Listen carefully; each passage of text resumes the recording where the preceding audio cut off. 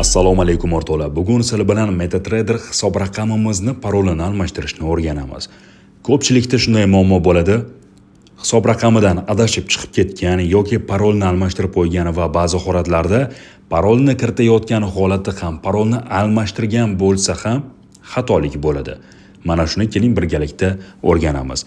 Ko'rib turganingizdek, bizda 363 76 31 raqamli hisob raqamimiz mavjud.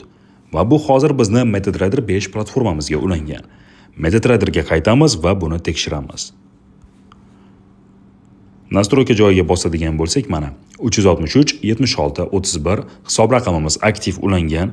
Demak, buni ichida chartlarga bosib, grafiklarni ko'rishimiz mumkin. Demak, grafiklar joyida harakatlanyapti. Hisob raqam to'liq to'g'ri ulangan. Endi bizda shunaqa holatlar bo'ladiki, biz to'satdan hisob raqamni o'chirib yuborishimiz mumkin. Hisob raqamni o'chirib yubordik. Endi esa bizda bu yerda hech qanday hisob raqam, hech qanday grafik mavjud emas. Bunaqa holatda eski akkauntimizni qanday kiritamiz MetaTraderga? Mana shu savol ham aniq edi.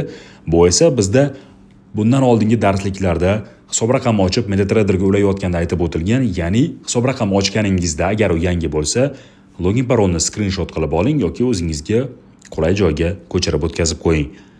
Lekin ana shunday qilmagansiz. Undan tashqari sizning elektron pochtangizni ichida ham haqiqatdan parolingiz, loginingiz barchasi haqida ma'lumot bor. Lekin bu yerda u elektron pochtani topa olmaysiz. 1 yil bo'lib ketdi. Har xil vaziyatda o'rtoqlar, kelinglar, gapni ko'paytirmaylikda buni qanday qilib ulashni o'rganamiz. Markets.uz saytini qaytib ochib olamiz. Shaxsiy kabinetga kiramiz. Kabinetda o'rtoqlar ko'rib turibmiz, hisob raqamimiz mavjud, ya'ni 363 76 31 raqami bilan. Bu yerda e'tibor qiladigan joyimiz, buni ustiga bosib ham topa olmasligimiz mumkin. Qanday qilib parolni almashtirishni. Bu yerda "Показать списком" degan tugmani ko'ryapmiz. Mana shuni bosamiz. Ochilgan oynadan ko'rib turganingizdek, "Сбросить parol" degan tugma bor. Ana shu tugmaga bosadigan bo'lsak, bizga avtomatik tarzda parol berdi va bizni elektron pochtamizga mana shu parol yuborildi. Undan tashqari, ba'zi qurilmalarda mana shu tugmani bosganimizda bu avtomatik tarzda telefonning xotirasiga yuklanib olgan bo'ladi. Ayni meni qurilmamda bunday bo'lmadi. Ya'ni parolni yana qaytib mana shu ko'chirish tugmasiga bosib o'tirish shart bo'lmaydi ba'zi telefonlarda. Lekin men hozir bosib ko'chirib oldim. Sizda ham shunaqa holat bo'lsa, bosib ko'chirib oling va 363 76 31 loginni eslab qolamiz. Bu yerga yangitdan ulaymiz. Plus tugmasini bosib, Markets brokerlik kompaniyasini nomini yozamiz. Birinchi o'rinda albatta serverni realga o'tkazamiz. Loginni yana bir qarab olamiz. 363 76 31. Ko'chirib olgan parolimizni shu yerga stavit qilamiz. Shunaqa holatlar bo'ladiki, ba'zi insonlarda xatolik berayapti ekan, ya'ni qanday ular parolni avtomatik ko'chirib olgandan keyin mana shu ustiga bosayotganda mana bunday belgilanib qolyapti. Ayni bosadigan joy o'rtoqlar, mana shu 4 burchakni ustiga bosamiz. Yozuvni ustiga emas, u yerga bossa ham ko'chiryapti, lekin sizning qurilmangizda bu boshqacha ishlashi mumkin. Shuning uchun ko'pchilik mana shu bosib turibdi, mana shunaqa xatolik qilyapti va parolni belgilab undan keyin mana shu skopirovga bosib, undan keyin qo'yishyapti. Kelinglar, ko'pchilik xato qilayotgani mana shu oxiridagi raqamlar nimadanlar tushib qolyapti. Mana shu tartibda ko'chirib olishyapti-da va keling mana shu parolni noto'g'ri kiritamiz. Bu yerni o'rniga mana shuni kiritdik. Endi qarang, yana ulanmasdan bizga xatolik beradi. Mana 0 ulanganligi yo'q. Mana xatolik. Mana shu holatlardan qochish uchun o'rtoqlar nima qilish kerak? Birinchi o'rinda bu holatdan qochish uchun Copyright tugmasini to'g'ri bosganingizga e'tiborli bo'ling. Realga o'tamiz. Endi esa parolni o'rtoqlar mana shu yerda mana bunday tartibda belgilash bu katta xatolik. Ko'pchilik shunaqa qilib qo'yapti. Men buni takrorlamasliklari uchun alohida darslik qilyapman. Demak, ko'chirishga mana shu 4 burchakni ustiga bosadigan bo'lsak, ko'chirib oladi. Va aytganimdek, ba'zi hisob raqamlarda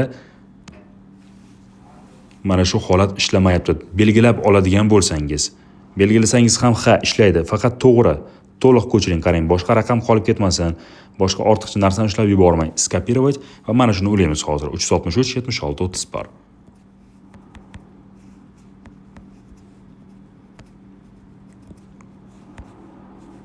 Marhamat o'rtoqlar, hisob raqam ulandi, ishlayapti. Grafiklarni ko'ramiz. Marhamat, grafiklar yuryapti. Demak, biz hisob raqamga to'liq to'g'ri ulandik. Xo'p, hozirgi holat bo'yicha menda bo'lmayapti kopirovat tugmasi orqali degan gap so'zlar bo'lmasligi uchun u tartibni ham ko'rib chiqamiz. Biz hozir o'zimiz ruchnoy ko'chirib oldik. Lekin buni mana shu tugmaga bosib ko'chirsak ham, albatta ulanadi. 363 76 31. Loginga qarab oldim. Parolni qo'yamiz. Parolni kimlardir ruchnoy teryapti-da, yana shunaqa holatlar bor o'rtoqlar. Parolni ruchnoy terib kirishyapti. Yana hisob raqamga ulandi. Ulangandan keyin odatda mana shu karta paydo bo'ladi. Grafikka o'tib ko'ramiz. Yuryaptimi, barchasi joyidami? Demak, bu juftlik unchalik volatil emas, lekin mana biroz harakat bor, yuryapti. Real hisobimizga ulandik. Endi o'rtoqlar, ruchnoy terayotganda bo'layotgan xatoliklarni ham ko'rib chiqamiz. Sizda qaysi holatda qanaqa xatolik bo'lgan bo'lsa, barchasi menimcha mana shu video orqali javobini topasiz.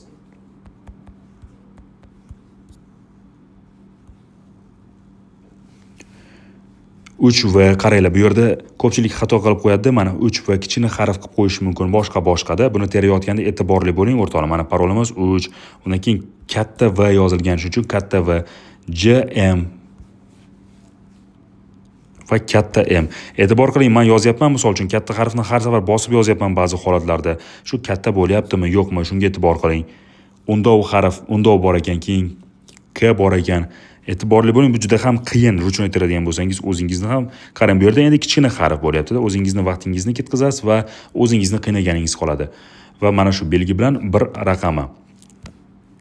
Ana shu belgi sizning telefoningizda balki bo'lmasligi mumkin. Ayni men hozir o'zimda mana shu belgini ko'rayotganim yo'q.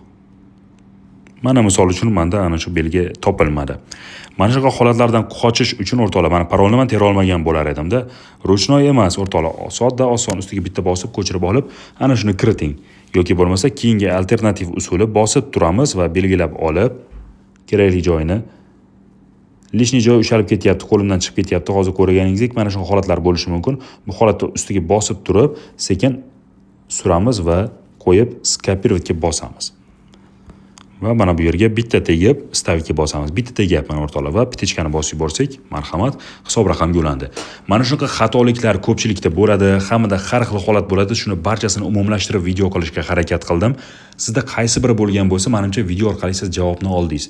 Undan tashqari elektron pochtaga ham bizning parolimiz borgan, ayni mana shu parol.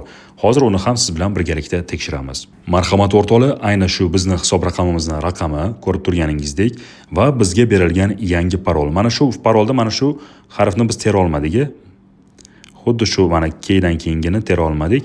Mana shu holatlar bo'ladigan bo'lsa, mana shu yerda ham kirib elektron pochtaga belgilab turib parolni ko'chirib olishingiz, ortiqcha narsalar mana bu tartibda ushlamasligingiz o'rtoqlar, mana shu holatlar bo'lmasligi uchun to'g'ri akkuratni bosib turib, akkuratni ushlaymiz va skopirovatga bosamiz. Shuni holatlardan qoching va o'zingizni ham albatta vaqtingizni tejagan bo'lasiz.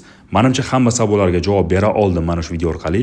Kimda yana qo'shimcha savol bo'ladigan bo'lsa, muammo bo'ladigan bo'lsa, qo'llab-quvvatlash xizmati 24/7 o'zbek tilidan boshlab istalgan tilda sizga javob bera oladi. Mana shularga murojaat qilishingiz mumkin. Yana qo'shimcha savollar bo'lsa, albatta video ostida yozib qoldirsangiz, ularga ham javob berishga harakat qilamiz.